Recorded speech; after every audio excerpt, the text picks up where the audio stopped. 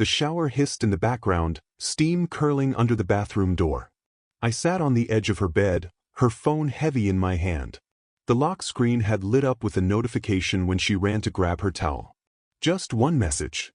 One line that ripped the air from my lungs. Last night was worth the risk. When can I see you again? Her words from just days earlier echoed in my skull. Sweet, smiling, hand pressed against my cheek. I'd never cheat on you. But here it was. Proof glowing in blue bubbles. My chest tightened until it hurt to breathe. I scrolled, and every swipe made my stomach sink deeper. Photos. Dates. Plans. Names I didn't recognize. My world, once steady, cracked beneath me. My name is Ryan Caldwell. I am 33 years old, and the night I unlocked her phone was the night my love story turned into betrayal. If you're watching this, drop a comment, hit like and subscribe, because what I'm about to share isn't just a breakup. It's a war of truth, betrayal, family greed, and revenge that none of them saw coming. I sat frozen as the water stopped. Her footsteps approached, light and careless. I shoved the phone back onto her nightstand, heart hammering against my ribs. She walked out, wrapped in a towel, droplets glistening on her shoulders. She smiled at me, that same smile I once thought was my home. "You okay?" she asked. I forced a nod, my throat too tight to speak. Because if I opened my mouth, the truth would come pouring out. The days after that discovery were a blur of pretending. Pretending I didn't know. Pretending to laugh at her jokes. Pretending to hold her hand without feeling the burn of her lies. Every time she leaned close, the scent of her perfume, once my favorite, made me sick. And yet, I said nothing. I needed time. I needed to understand the full scope of her betrayal before I moved. I remembered the night she first said those words, "I'd never cheat on you." We were sitting on my porch, the summer air thick with crickets. My mom had just come outside, bringing us iced tea. She had smiled at my girlfriend warmly. "You've got yourself a good man here," Mom had said. My girlfriend had taken my hand, squeezed it, and with that disarming grin told me she'd never betray me. I had believed her with every beat of my heart. My mom had smiled, relieved. That memory cut me open now. Family always mattered to me. My father had passed 3 years earlier, leaving behind a modest inheritance, land in Kentucky, some investments, and a trust. My older brother, Kyle, was always bitter about it, convinced Dad loved me more. My younger sister, Emily, was the only one who ever had my back. But after I discovered the messages, I started noticing something darker. My girlfriend wasn't just cheating, she was scheming. One night while she was asleep, I checked more messages. She'd been talking to Kyle. Not just about me, but about Dad's estate. About the trust. About convincing Ryan to loosen up paperwork. The betrayal wasn't just romantic. It was financial. Family. Blood. My stomach churned. My own brother. My girlfriend. Together.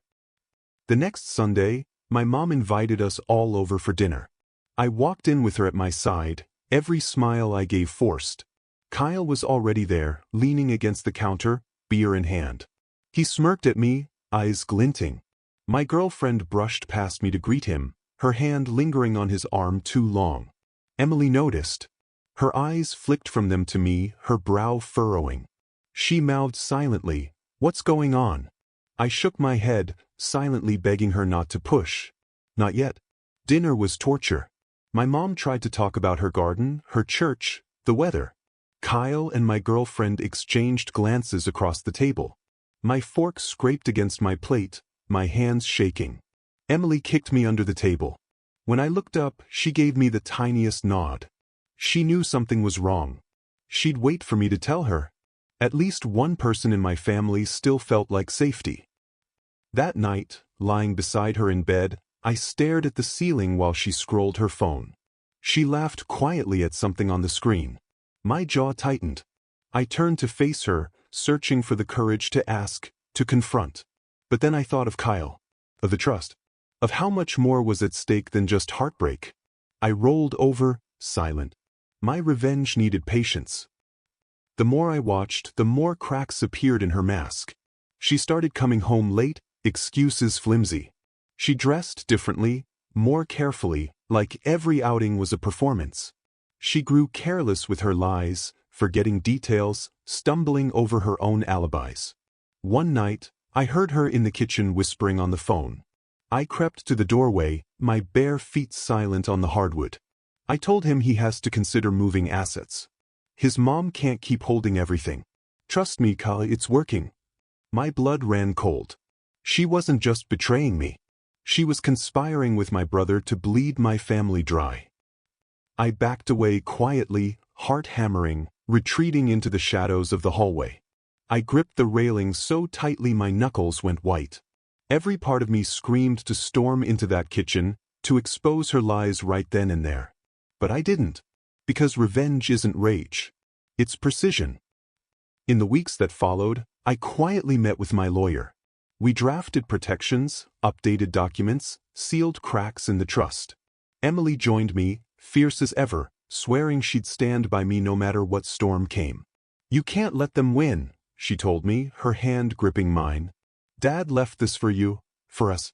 Don't let them poison it. Her loyalty was my anchor. My girlfriend noticed my late nights out, asked questions, but I deflected. Let her think I was clueless. Let her think I was soft. Because the harder she smiled at me, the deeper she dug her own grave. The final straw came on a Saturday night. She claimed she was meeting friends. I followed her car quietly, headlights off until I could merge behind from a distance. She drove across town, pulled into a motel parking lot. And there he was. My brother Kyle, waiting outside the door. She ran to him, hugged him, kissed him. My hands tightened on the steering wheel until I thought the leather might rip. My chest felt like it was going to split in two. They disappeared into the room together. I sat there in the dark, rain pattering against the windshield, my world collapsing and hardening all at once. My girlfriend, my brother, together. That night I swore one thing. They would pay. And when I struck, it would be in a way they could never escape. The motel parking lot never left my mind. Even days later, I still saw the way she ran into his arms, the way his hands slipped around her waist like they'd rehearsed it 1,000 times. I heard her laugh echoing through my skull, that same laugh she once used to soothe me. Now it was poison. But I didn't tell anyone yet. Not even Emily. I knew if I rushed, if I exploded, I'd lose the upper hand. They were reckless. But me? I needed to be patient. The first person I finally confided in was my lawyer. I sat across from him in his wood-paneled office, the hum of the AC filling the silence. He leaned back in his chair as I laid out the truth. Cheating, conspiracy, Kyle, the trust. His eyes narrowed, calculating. They want your inheritance, he said flatly. And they're arrogant enough to think you won't stop them. I want more than to stop them, I told him. My voice surprised even me. Low, steady, cold. I want them exposed. I want them ruined. He nodded slowly. Then we'll build this carefully, brick by brick. Meanwhile, Emily grew suspicious. She could tell something was gnawing at me. One night over coffee at Mom's house, she pressed me. Ryan, you're different. You hardly eat. You barely sleep. What's going on? I stared at my cup, the steam fogging my glasses. You'll know soon, I whispered. But for now, just trust me. Her eyes searched mine, and for a moment I saw Dad in her expression. Quiet strength, patient trust. She reached across the table and squeezed my hand. I'll always trust you. Her loyalty was fuel. The cracks in their cover-up widened fast. My girlfriend slipped more often. She left her phone out, deleted messages too late, came home smelling faintly of beer and cologne that wasn't mine. I cataloged everything. Screenshots, receipts, dates, times. Every lie she told, I recorded in silence. But the worst came at Thanksgiving. Mom had set the table beautifully, candles, turkey, the works. Kyle sat at the head, as if he owned the place, bragging about some half-baked investment about to take off. My girlfriend laughed at every joke he cracked, her hand brushing his arm under the table. Emily noticed again.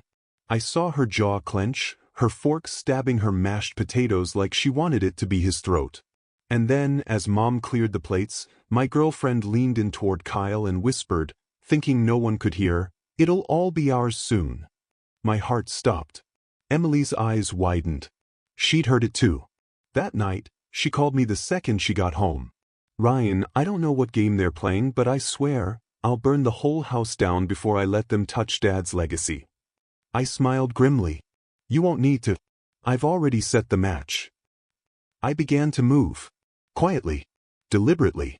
I tightened the trust documents with my lawyer, inserting clauses they wouldn't see coming. I redirected accounts, sealed off vulnerabilities. At the same time, I started pulling strings with friends Kyle owed money to. One by one, his debts started closing in. He didn't know I was the one nudging them forward. And my girlfriend? I began withdrawing. Not loudly, just enough for her to notice. Less affection. Fewer texts. Colder eyes. She thought I was drifting, maybe even losing interest. She had no idea I was building the walls around her downfall. One night, she confronted me. "Ryan, what's going on with you?" she demanded, standing in the kitchen with her arms crossed. I looked at her, studying the face I once thought I'd grow old with. "You tell me," I said evenly. Her eyes flickered, panic, guilt, denial, all flashing in seconds. Then she forced a laugh. "You're imagining things." I didn't answer. I just let the silence stretch until she turned away, muttering curses under her breath. The inheritance fight came sooner than I expected. Kyle, impatient as ever, filed a petition to have the trust re-evaluated in court. He claimed Mom was unfit to manage certain assets, and that as the eldest, he should take control. And whose name appeared as his witness of character? My girlfriend. Seeing her name on those papers was the final nail. Emily nearly lost it when she read them. "That snake," she spat. "Both of them. How dare they?" But I stayed calm. Because what they didn't know was that my lawyer and I had already drafted a response so airtight it would crush them. The day of the hearing, I walked into the courthouse with Emily by my side. My girlfriend and Kyle sat together across the aisle, whispering like conspirators at a heist. The judge read through Kyle's petition, his brows furrowing deeper with every page. My lawyer rose, presented our documentation, proof of their affair, evidence of financial collusion, contradictions in Kyle's claims, and most damning of all, the clauses they hadn't noticed in the trust. "Mr. Caldwell," the judge said, turning to Kyle, "did you read these documents before signing your petition?" Kyle stammered, glancing at my girlfriend. She looked pale, her confidence evaporating. The judge continued, "Because it appears you've signed away any claim to the trust in a prior agreement, witnessed by your own partner." He paused, the disgust in his voice sharp. "Your case has no standing." Silence fell like a hammer. I turned my head slowly, locking eyes with her. For the first time, she couldn't hold my gaze. After court adjourned, Kyle stormed out, shoving past Emily. She shouted after him, "You got exactly what you deserved." My girlfriend tried to follow him, but I stepped into her path. Her voice shook. You don't understand." I leaned close, my words low and final. "I understand perfectly. You betrayed me. You betrayed my family. And now? You have nothing." Her eyes filled with tears, but I felt nothing. Just cold clarity. She left without another word. That night, Emily and I sat on Mom's porch. The autumn air was crisp, stars faint against the dark sky. Mom brought out tea, her hands trembling slightly as she set it down. "Your father would be proud of you," she whispered. I swallowed hard, staring into the night. I didn't win, Mom. I just survived. But deep inside, I knew this was more than survival. This was justice. And revenge. The storm wasn't over yet. Because if there's one thing betrayal teaches you, it's that people like them don't walk away quietly. No, they fight dirty. And I was ready for the next round. The weeks after the court hearing felt like walking across scorched earth. Kyle stopped returning my calls, which was fine by me. I had nothing left to say to him. My girlfriend, though, wasn't done. She showed up at my apartment door one night, mascara streaked, her voice raw. "Ryan, please, can we talk?" I stood in the doorway, the chain still locked. "Talk about what? How you and my brother plotted behind my back? Or how you smiled in my face while lying through your teeth?" Her lip trembled. "I made a mistake." "No," I said, my voice flat. "You made a choice." I shut the door. The click of the lock echoed through the hallway, final and cold. But betrayal doesn't disappear neatly. It seeps into every corner of your life. Words spread through town, neighbors whispering, old friends calling to ask if it was true. I ignored most of it. The only person whose voice mattered was Emily's. She checked on me daily, her presence steady like a lighthouse in the storm. "Don't let them drag you down, she told me one evening over dinner. "You already beat them. Don't give them more power." She was right. But anger doesn't obey reason, because I still saw their faces whenever I closed my eyes. One night, while driving home, I pulled into the parking lot of the same motel where I'd caught them. The neon sign buzzed overhead, flickering red against the rain-slick pavement. I sat there, staring at the door they had once disappeared into. Memories hit hard, her laugh, his hand on her back, the betrayal slicing into me like a blade. My knuckles tightened on the steering wheel until the leather creaked. But then slowly I breathed out. That room didn't own me anymore. I drove away. Kyle's downfall came fast. His debts piled up, creditors circling like sharks. Without access to the trust, he had nothing to bargain with. One of his business partners cornered me outside a cafe, asking if Kyle was good for the money. I looked him dead in the eyes and said, "You'll have better luck chasing shadows." Within weeks, Kyle was drowning. He sold his car, then his condo. Rumors spread that he was living out of a cheap rental on the outskirts of town. He'd lost everything he tried to steal. And my girlfriend? She tried to rebuild, posting fake smiles on social media, pretending her life was perfect. But I knew the truth. Everyone did. Her name was poison now. Still, a part of me wrestled with the weight of it all. Nights were long. Whiskey became a companion. I'd stare at the city lights, asking myself if revenge had filled the hole she left in me. The answer came slowly, like dawn breaking through fog. No. Revenge wasn't filling the hole. It was sealing it. Because every time I remembered her words, "I'd never cheat on you," and compared them to the reality I uncovered, I felt stronger. Sharper. Wiser. She hadn't broken me. She had forged me. Mom eventually learned the full truth. One evening, Emily and I sat her down and told her everything: Kyle's betrayal, the affair, the court hearing. Tears welled in her eyes, but she nodded, her voice steady. "Your father always said character reveals itself when tested. You've been tested, Ryan. And you passed." Her words wrapped around me like armor. The final time I saw my ex was months later. I was walking downtown, and she stepped out of a cafe, nearly colliding with me. For a moment, we just stared at each other. She looked older somehow. Tired. The sparkle in her eyes, the one that once drew me in, was gone. "Ryan," she whispered. I tilted my head, studying her. "I hope it was worth it." She opened her mouth, but no words came. She turned and walked away, her shoulders hunched, the weight of her choices pressing down on her. And that was it. The last chapter closed.